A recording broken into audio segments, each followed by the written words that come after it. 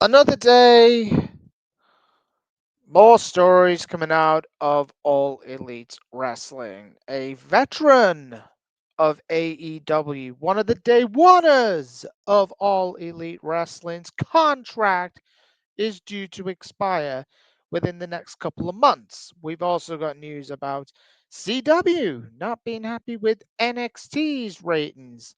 We're going to go for all this today. This is JMB434, and let's dig our teeth into the news. We're going to start with NXT. Now, as you all know, unless you don't watch NXT on a Tuesday night, I do watch NXT religiously.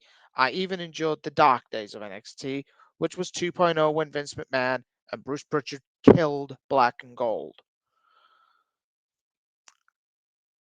The CW is apparently not very happy with NXT's ratings with the new Nielsen system. Now, since this new rating system has come into play, now initially when Brandon Thurston of WrestleNomics drops the ratings, it was changed a couple of, I believe it might have been about a month or two ago.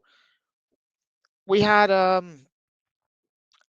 few weeks we had NXT in the 600s, then it goes down to 550, and usually NXT usually draws about 600 to 650. Dynamite, on the other hand, Dynamite used to draw around 600 to 700 per week. And now Dynamite has dropped down towards the 450,000s to 500,000s. Hell, they got Blood and Guts last week, and Blood and Guts got 600K, and they beat NXT for the first time, goodness knows how long. In a statement by the CW, they said, "We've expressed to Nielsen our deepest frustrations with the way it's handled the process, communication, and methodology behind the big data rollout. The sudden and substantial discrepancy of WWE NXT's viewership reported by Big Data relative to long established viewing patterns is inexplicably and lacks credibility. Further, a comparison with data from all the other measurement products, including from Nielsen itself, exposes a fundamentally flawed methodology in the big data.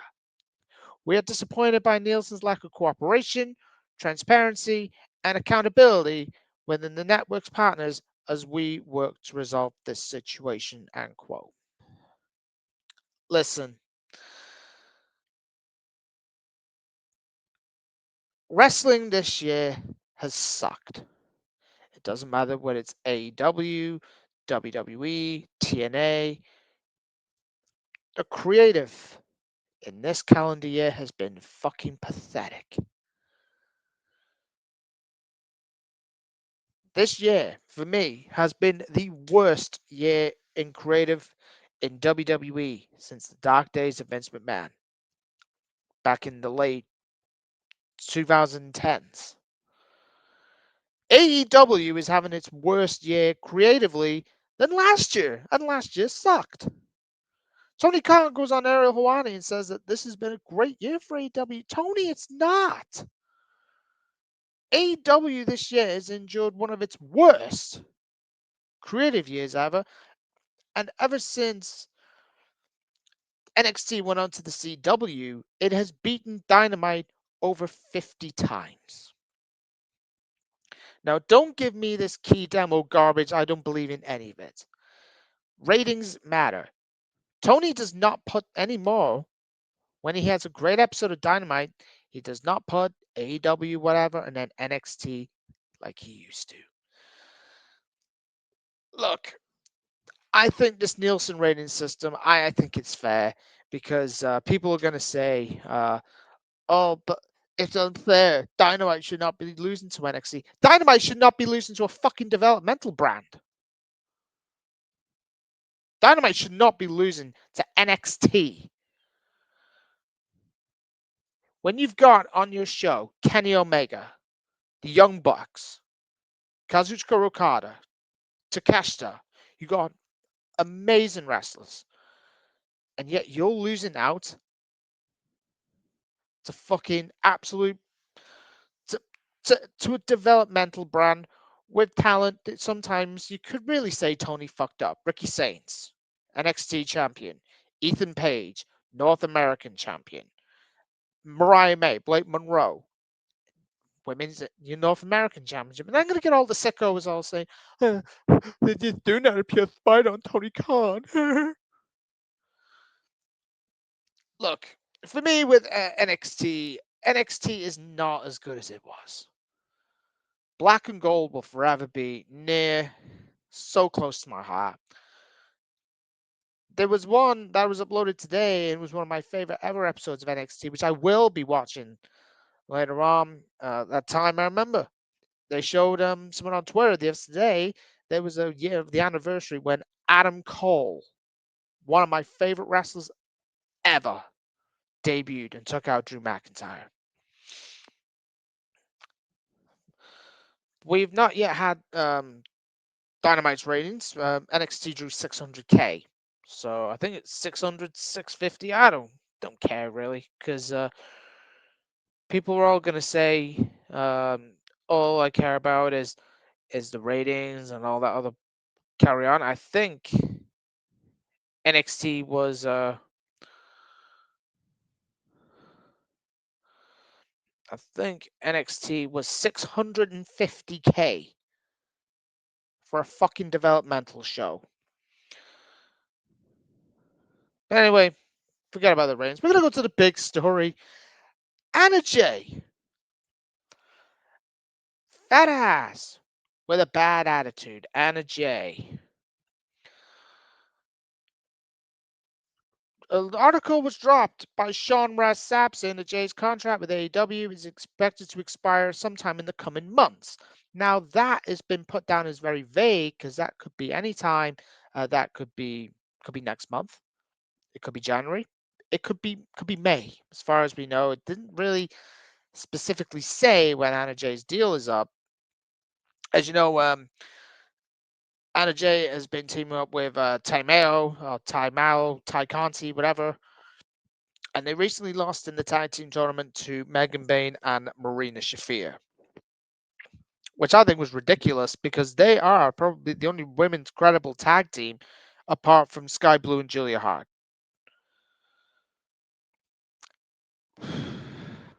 So it's Fightful. Jay's contract with AEW has been to be expired next month, though a source is expecting the company to make an effort to retain the 27-year-old. I didn't even not know she was 27. Dude, it looks like she's like 22. As of now, it is unknown if Jay and AEW have officially begun negotiations to potentially renew her deal. In assessing the future, Jay is said to be joining a tag team with Ty Mayo and AEW. At the same time, she is reportedly open to exploring free agency possibilities outside of the Tony Khan run company. Well, put that loosely. Jay's most recent in-ring performance came on this week's 3-hour episode of Dynamite and Collision. She and Taimel lost in the opening round to Marina Shafir and Megan Bayne. Afterwards, Taimeo expressed disappointment in the match outcome, so she and Anna Jay are grateful for the support that they were shown in defeat and throughout their tag team division.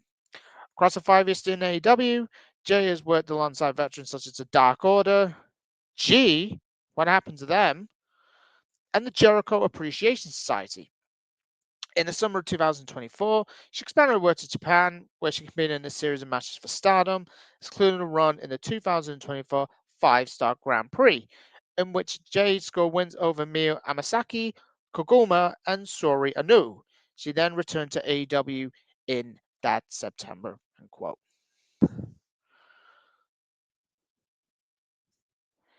Listen, Anna Jay is not the Bret the Hitman Hart of AEW. You are going to get the sickos all having fucking meltdowns because Anna Jay could leave AEW. She could go to NXT. By God, the Performance Center could be a breath of fresh air for her. She could go to TNA. She could even go to New Japan. Maybe go to Stardom for a year and then end up signing with WWE or TNA. The writing's on the wall. Tony Khan is never going to put the women's title on Anna Jay. He's not going to put the TBS title on Anna Jay. He didn't even put the fucking tag titles on her and Ty Mayo. Or Tay Mayo, whatever. Don't care. The only credible tag team, apart from Julia Hart and Sky Blue, them two were talking about winning the tag team titles. Is this now a fact that you may not see Anna Jay on television now because she may not want to stay with AEW? And what are you going to do then with Tay Mayo? What are you then going to do with Ty Mayo? You going to just try and book her into a single star, only to be fair to Tony Storm or Mercedes Moné when Mercedes eventually wins the championship on Saturday against Chris Statlander at Full Gear. Tony Khan is allergic to creating new stars. He's allergic to creating new stars. He has to fork out money on Ricochet, a Bobby Lashley, Shelton Benjamin, Josh Alexander, and whatever else is literally decrepit and relic from WWE. Now, Josh Alexander, I want to actually take out of that list because Josh Alexander, I think, is great, except he's been bought like a bomb so far in the Don Callis family, and he's taking pin after pin after pin, which is a joke. Josh Alexander is fucking fantastic. If you've never seen Josh Alexander, probably go and watch TNA. Fucking ridiculous. I just don't look at this anything else but bad. If Anna Jay went to NXT, you will see her in-ring skills improve massively. To be under the tutelage of the likes of your Shawn Michaels, to have the help from the likes of the veterans like Natalia. I think if Anna Jay goes to NXT, I think she'll kill it. If she went to TNA, I think she'll kill it. That Knockouts division is probably as good as anything right now. Even though they've still got an NXT talent holding the Knockouts Championship, even though that is going to be on the line this upcoming Tuesday with her defending the title against the former Xia Li and Jordan Grace. And by the way, that episode's taped, by the way, and if I have any spoilers, you're banned instantly. Blake Monroe saw the writing on the wall. They were going to put the belts on Mercedes and Tony Storm. I can guarantee you this. If Anna Jay does not re-sign with AEW, she's going to be thrown in Guantanamo Bay like the garbage that she belongs. He's done it with Private Party. He's done it with Britt Baker. He's done it with Camille. Deonna Purrazzo. Oh yeah, Deonna Purrazzo's in Ring of Honor, a dead fucking brand. In my personal opinion, I think she'll stay in AEW. That's my opinion. Would I love to see her stay in AEW and actually get a push? Absolutely. Would I like to see her in NXT? I'd like to see her in NXT. Would I like her in TNA? Anywhere. To see a young wrestler like Anna Jay, who's still young, 27. It's the same age as Blake Monroe. And Blake Monroe is up there with one of the best going right now. I think Tony Khan needs help. You can't keep bringing in dying legends from WWE to save your product. Bobby Lashley, and I love the Syndicate. The Syndicate are the best thing about AEW right now. And that's me not being fucking harsh. It's me being the fucking truth. I give you what's dynamite this week. You had Ricochet with a promo that literally was embarrassing. We'll get to Dynamite at another time. But I look at Anna Jay, for me, Get out of there while you can. I think she'll stay because obviously Jack Perry's still in AEW now. He's with Jurassic Express. But then again, Blake Monroe went and she's dating one of the ass boys, Colton or Austin Gunn. I don't care. Lucky bastard, whoever it is.